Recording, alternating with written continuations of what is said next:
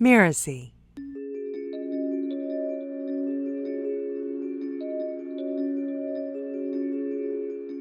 If you imagine living your life as an empath, not knowing you're an empath, well, you're going to take on everybody else's stuff and think that it's your own. You're going to struggle to have a strong sense of self because we don't know where we end and the next person begins.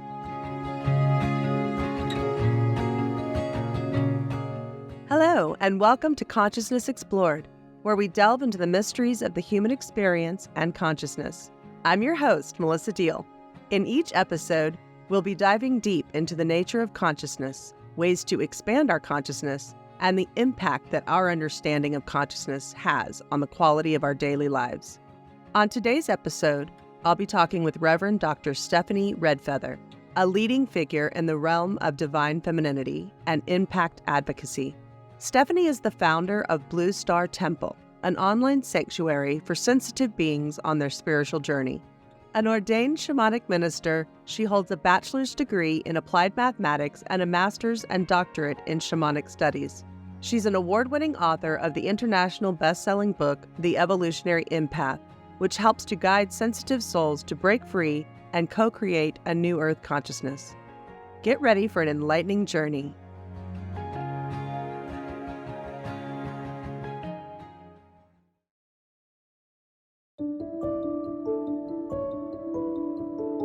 I was born in Illinois, so I'm just a Midwestern girl. My family was Lutheran, and so while Dad was not really the church goer or terribly religious, it was always Mom taking me and my sister to church.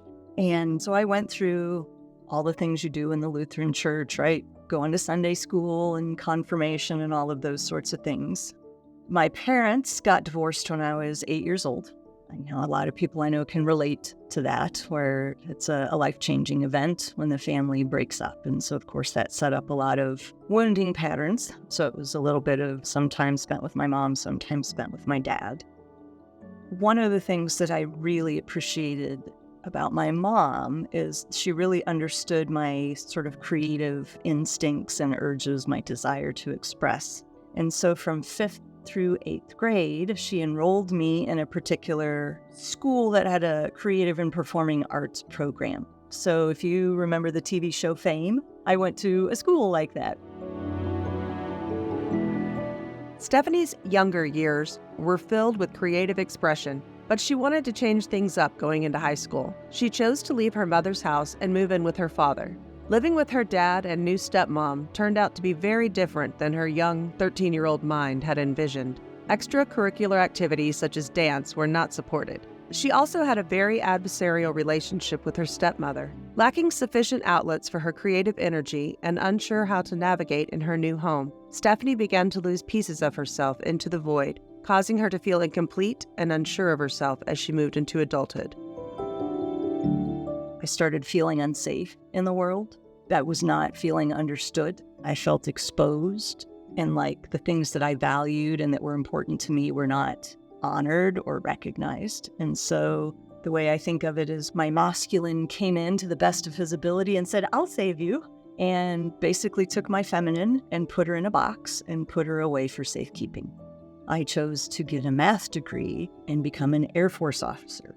So it's kind of like, wait, what? You were dancing, singing, writing, performing, and then you got a math degree and went into the Air Force. Right. Stephanie became an Air Force officer and a financial advisor, virtually abandoning the part of her that made her feel so alive and expressive. She got married, and on paper at least, she seemed to be living the American dream.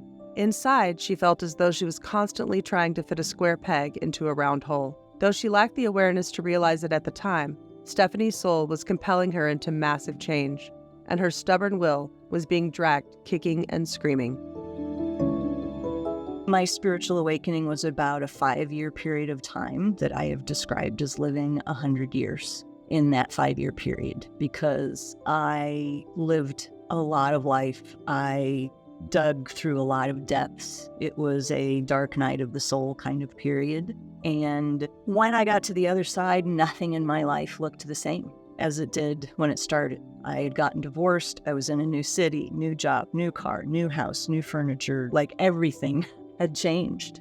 A big part of that process was really learning to surrender, because I was in a very massive death and rebirth process, right? In shamanic terms, a death process. I was dying to my old self in almost every way. I was starting to explore Buddhism, meditation. I was sort of voraciously seeking. And then a friend introduced me to the Conversations with God books. And those were unbelievable because, every page gave me permission to question and to let go of my old concepts of God. I call that period the spiritual crucible, right? Where you're just in this cauldron just getting cooked down and cooked down and cooked down into a completely different substance. I had a sense of that I had gone through something very significant. In 2005, Stephanie began a 9-month initiation into the priestess process, learning what it means to be a modern-day priestess. She then went through an apprenticeship and also began traditional shamanic training. I was working with one of my mentors, who's a teacher in the Pachacuti Mesa tradition lineage. We were doing a healing session, and I was standing in front of his mesa. I was on a buffalo hide. I was facing east. And then all of a sudden, I just started having this vision. And I saw very clearly in front of me a native man dancing, standing in the fire. And he had this incredible sort of head to toe, full length, feathered headdress, but all the feathers were red. And it just hit me like a bolt of light. I'm like, oh my God, I'm being given a name. She told her mentor what had just happened, and they did a ceremony then and there to anchor her new name in the earth grid. Her transformation continued as she learned to reclaim the part of herself that had been lost for so long. My spiritual awakening, the huge piece of it has been about bringing back the divine feminine, reconciling with her, loving and appreciating that part of myself, and very much valuing her opinion, her expression through me, right? Listening to those parts of myself. So when I make decisions, I very much pray and listen to my guidance, my intuition, my instincts, feel things in my body. And it doesn't mean I abandon logic. There's one of my favorite quotes is, the mind is a wonderful servant, but a terrible master.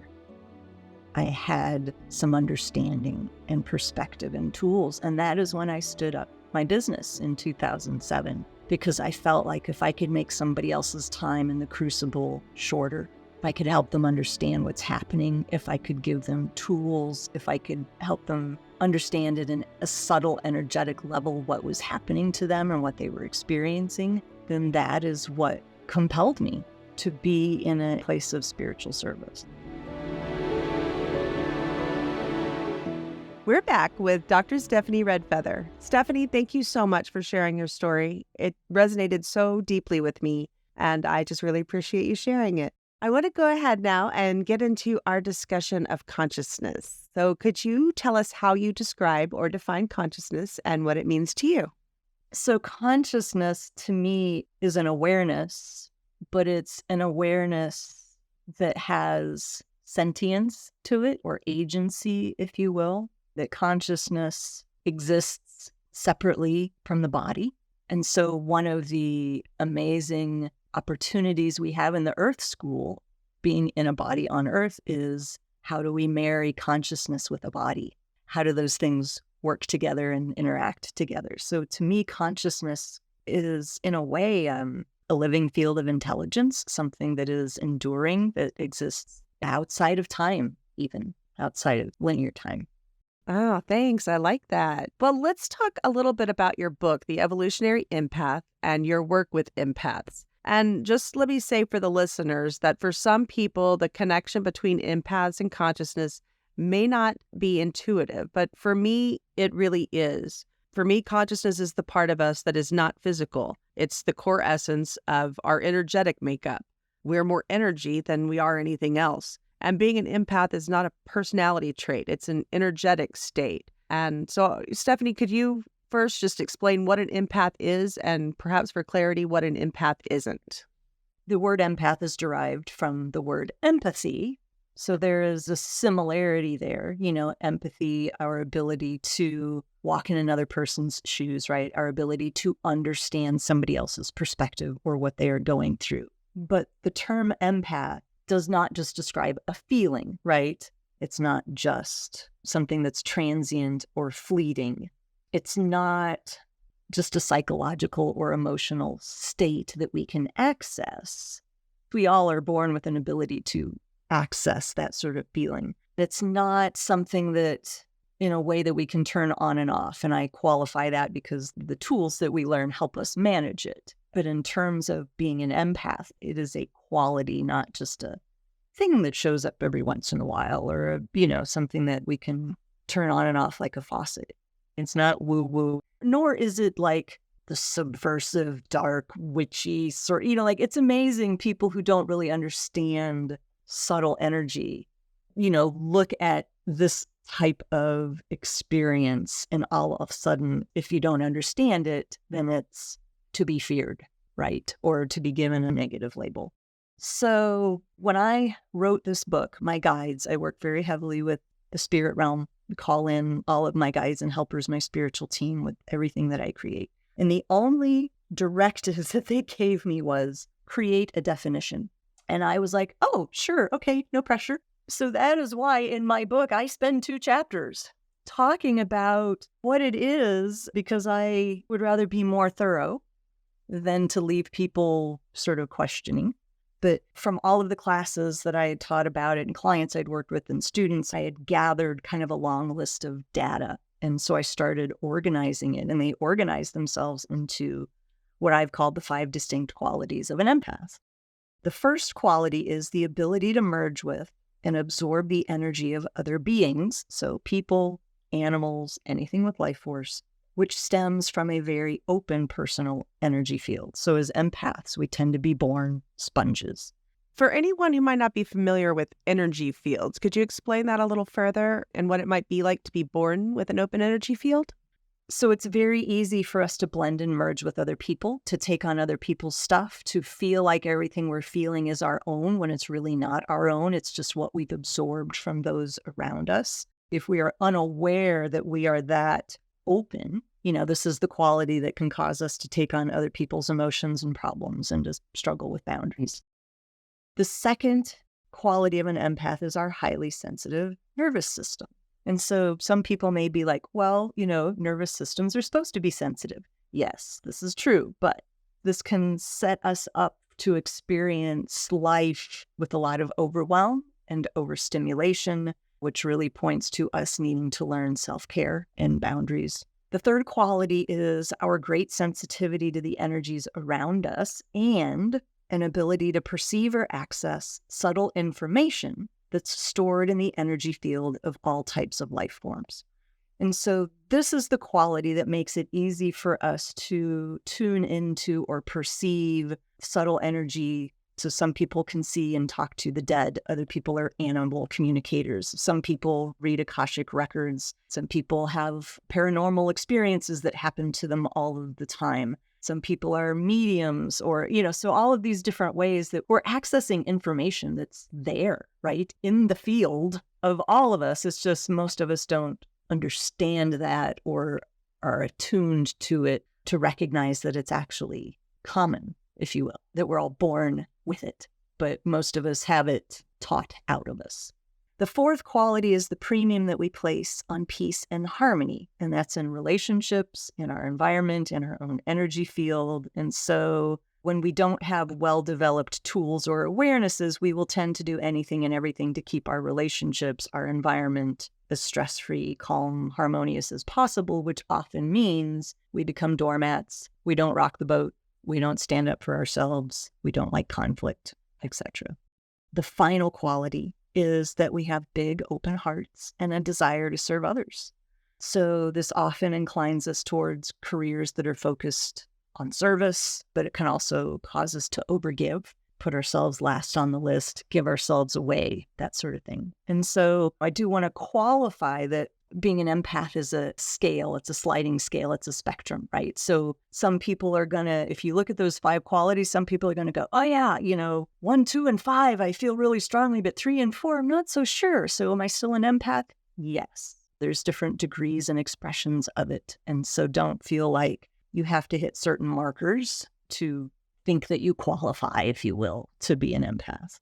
You're going to find empaths. You're going to expect to find empaths that are massage therapists and energy healers and nurses and counselors and therapists and all of that sort of thing. But there's plenty who are IT geeks and engineers and truck drivers and, anything that you would think as mundane or very left brain. Yeah, I mean, hello, I was in the Air Force for 10 years. I went to an engineering school and got a math degree. So these first generations of empaths, there's a quote from the movie Moneyball that says, the first guy through the wall always gets bloody. And so I coined the phrase empathic Big Bang, that those of us who have incarnated in the last 100 years or so, we are that first wave, right? We're the first ones through the wall getting bloodied. We are the ones that did not have parents or teachers or mentors who understood us or knew how to guide us or help us or give us the tools. And so we were the ones that have had to figure it out for ourselves through many hard knocks to be able to set the field and create the bow wave for the ones who are coming behind. Well, just a little aside here, Stephanie, since you are speaking of incarnations, what is your understanding of death from a consciousness perspective? Yeah, so my belief is that consciousness exists separate from the body, that consciousness is something that can live on in nonlinear time. And so death is a bodily experience where the physical vehicle dies, no longer functions, but that consciousness, memories, and all of it, like my belief is that our soul is kind of the registry, if you will, for all of our different lifetimes. And the Akashic records, similarly, are the repository of all of the lifetimes, all of the experiences. And I don't even fully understand it because in my limited human experience, most of my life has been spent in linear 3D time. So it's hard to imagine from a soul perspective, from an Akashic record perspective, that past, present, and future all exist at the same time, right? That you can travel back and forth in between them. But to me, death is just speaking of the physical vehicle. Yeah, thank you for that perspective, Stephanie. I was just curious about your thoughts on that. But now I want to move into talking about how empaths can use their conscious awareness to improve their quality of life. You were saying that our open energy fields can create an emotionally chaotic environment for us. And without guidance, we can really lack boundaries. And I know that was so true for me. I not only lacked an awareness of being an empath, but I had a complete lack of understanding of what boundaries even were. It would have been quite helpful for me in my younger years to have that understanding. And you explain it so well in the book. So could you tell us how you came to understand what you call blowouts and cave-ins and what that means? In simplistic terms, you have an energy field, right? You can think of it as your bubble or your cocoon, or you could just sit in the middle of a hula hoop and kind of think of that as a stand-in for the edges of your energy field. But if you remember from biology, it's like a semi-permeable membrane, right? So there's stuff that will cross the boundary, cross the border in both directions.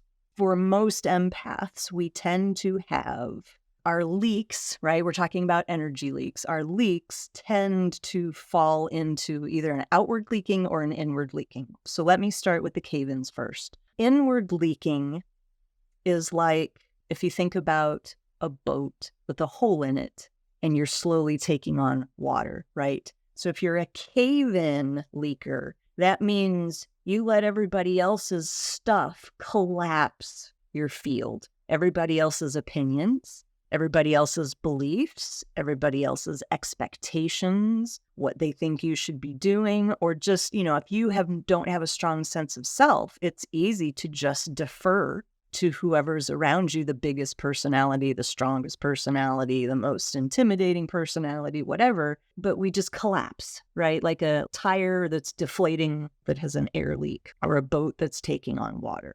And so that can show up in a lot of different ways. Those leaks are basically anything where you just let people run all over you, right? You don't have the ability to say no. You don't stand up for yourself. You just let people run you over. You don't advocate for yourself. You don't understand how to recognize where you end and the next person begins. And that is one of the hardest but absolutely crucial steps for the evolution of any empath, is to do that work, to step outside of that and go, no, this is where I end and the next person begins. This part is me. That part is not. That takes time. And so the other direction of leaking, which is the blowout leak, means the energy is going outward. If you think of an above ground pool that has leaks, right? And the water's flowing out all over everybody that's standing around the pool. So blowout leakers are more like the ones who talk over you or interrupt you all the time. So they can be very pushy, saying what comes to mind without filters. If they think it, they say it, right? There's no application of discernment. Most empaths, when they assess their own energy leaks, tend to fall more towards one or the other. And so my belief has always been that awareness is always at least 80% of the process towards change, right? You cannot change or transform what you don't acknowledge. But as soon as you acknowledge it, that's 80% of the work, because now you recognize it. And once you recognize it, then it's just a matter of practicing it and realizing that you will recognize it more frequently, and then it'll be catching that behavior as soon as it's happening. Yeah, absolutely. And over time, those neural pathways get stronger and stronger, and then the awareness just becomes second nature, like breathing. I want to talk a little bit about what happens when we don't consciously work on plugging up those leaks, though. So what might be considered the shadow side of being an empath? So let me just share my kind of shorthand, easy definition of what the shadow is, because I've done a lot of shadow work. I've worked with several mentors and teachers who do shadow work processes for understanding and delving into your own and helping people meet theirs. The shadow is basically the disowned, unloved parts of yourself. And so just, where we are in our human evolution of consciousness, most of our experiences right now as empaths, we're going to live from the unhealthy expression of our empathic qualities first, because in the shadow, we don't recognize them. We don't see them. And especially in our childhood and youth, if those qualities are met with disdain or ridicule or misunderstanding, and especially if you come from a very religious background, the reaction to some of those things can be very severe. Anything that gets disowned gets shoved down into the subconscious, shoved down into the shadow, where it will always continue to seek expression. But if we don't acknowledge it, then it starts coming out sideways as inappropriate behavior at inappropriate times. Part of the healing process, the evolution process for any empath, is coming to terms with the fact that we're an empath and learning to reprogram, to change the inner dialogue about what those qualities mean, because almost certainly they were misunderstood, ridiculed, made fun of, or worse, people were horrified and just had absolutely no idea. And so we just took those qualities and banished them from our consciousness. And so living from the unhealthy aspects of our empathic qualities, right? So the 5 qualities I talked about, if you imagine living your life as an empath, not knowing you're an empath, well, you're going to take on everybody else's stuff and think that it's your own. You're going to struggle to have a strong sense of self because we don't know where we end and the next person begins. We will have practically no boundaries. We will suck at saying no. We haven't talked about the C word yet. Codependence is pretty much an experience of every empath, because when you don't have a sense of self, then we just get completely entangled with romantic relationships or with parents or with siblings or with bosses and supervisors, right? Where things are a very unhealthy dynamic. In romantic relationships, we can often defer to the other person or even take on their personality traits. Like one of the people I interviewed in the book and shared, she would, like in terms of sleeping habits, eating habits, what was watched on TV, extracurricular activities. It was like she just became what her husband did, not even realizing that that happened, right? Because there was no sense of self or her own needs or wants or desires or expressions. And so those things that I listed are very common experiences for most empaths until we get to the point where we have that awakening. Right, right. So self-awareness, boundaries, and self-care are critical components to living a healthy, balanced life. And that's not just for empaths, that's for everyone, of course. What would you say are the primary reasons that people don't pay enough attention to their own needs, that they don't engage in adequate self-care?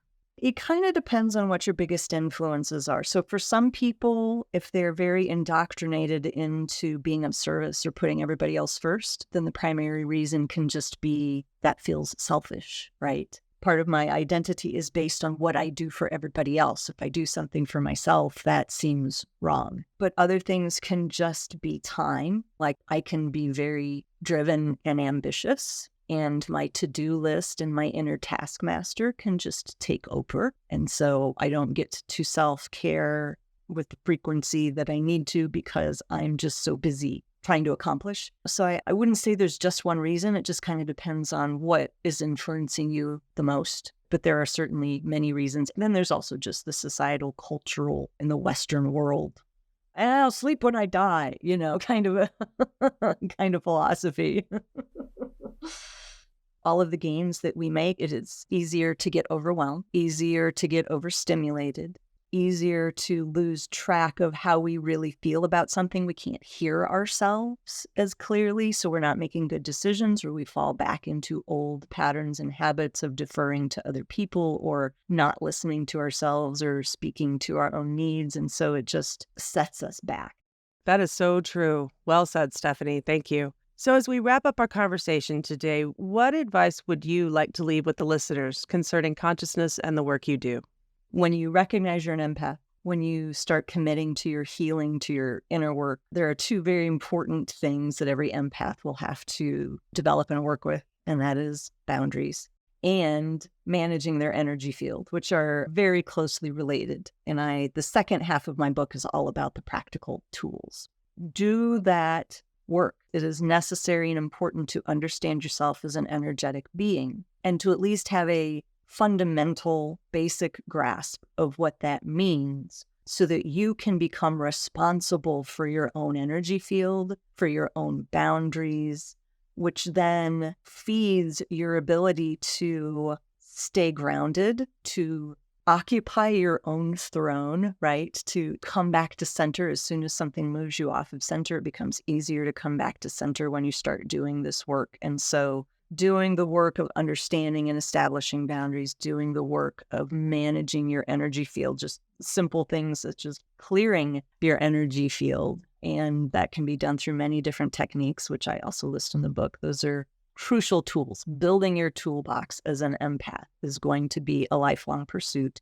The basis of why I wrote this book is because I believe that empaths are here to help humanity ascend to the next level of consciousness. And so the sensitivities that most of us show up with, our ability to connect into and perceive subtler energetic states or the energy fields of all sorts of life forms, our ability to more easily move in and out of dimensions, right? And in and out of linear time or non-ordinary time. My belief is that this is the natural state of what it is to be a human. I actually believe that we're all born with this, but it's not cultivated. And in many cultures, it just sort of atrophies because it is taught out of us. And so this evolution of consciousness is really about embracing what is innate in us to begin with.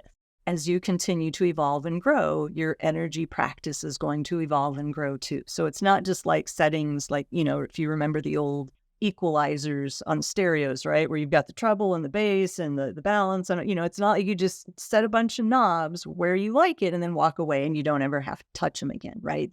You're going to be managing this. You have to keep your attention on it. It's not something that you just set and walk away. That is absolutely accurate. Words of wisdom. Well, Stephanie, this has been amazing. I am so grateful for your time. Could you share with the listeners the name of your book and what is the best way to find you and find out more about you and your work? So my website is bluestartemple.org. And if you want to stay up on what I'm doing, what I have going on, offerings, etc., I just invite you to add yourself to my mailing list. I have a free gift. So if you go to that page, it's 11 self-care must-haves for empaths, light workers, starseeds, and way showers. So that's my gift to you for signing up on my newsletter. And again, you can get my book, The Evolutionary Empath, or my oracle cards called Empath Activation Cards on my website as well. Perfect. Thank you again, Stephanie, for being with us today. All right, stick around and I will share my thoughts and takeaways from today's conversation.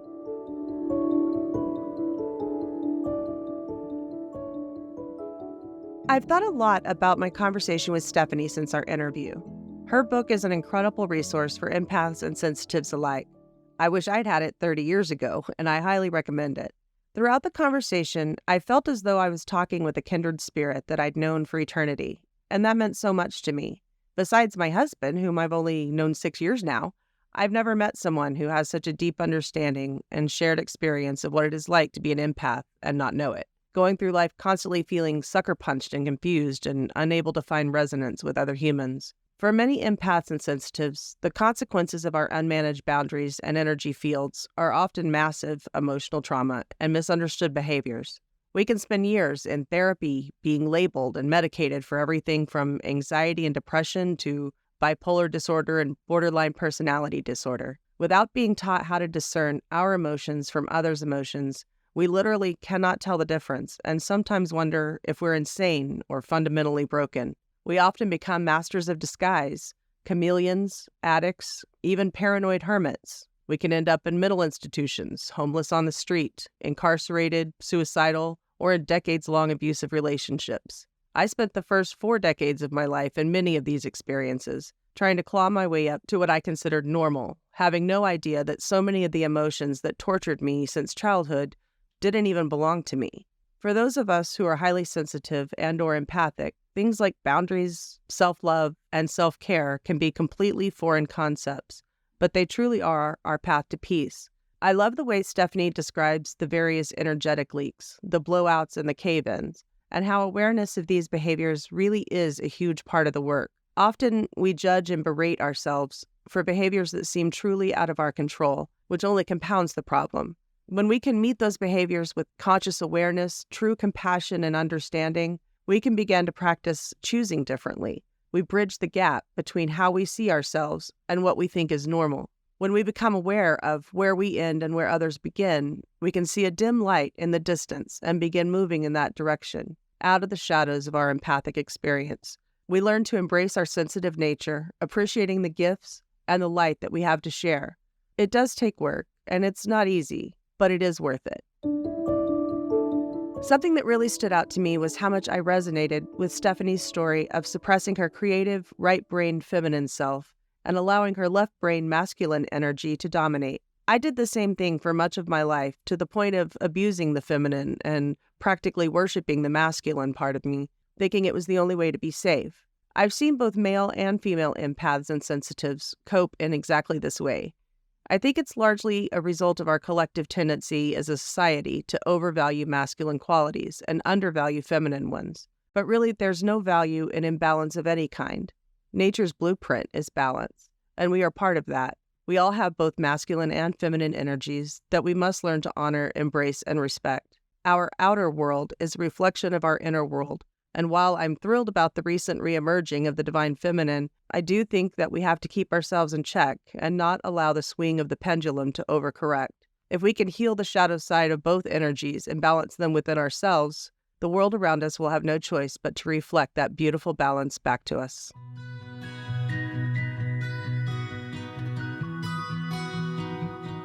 Thank you for listening to Consciousness Explored.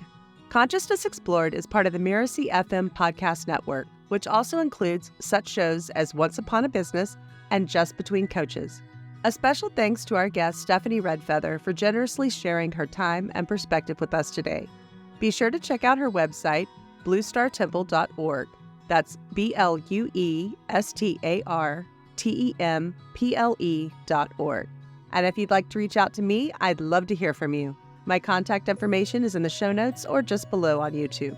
To make sure you don't miss great episodes coming up on Consciousness Explored, please follow us on Mirasee FM's YouTube channel or your favorite podcast player. And if you enjoyed the show, please leave us a comment or a starred review. Your feedback helps us to improve the show and reach more listeners like you. Thanks, and I look forward to more fascinating conversations as we continue to unravel the mysteries and nature of consciousness.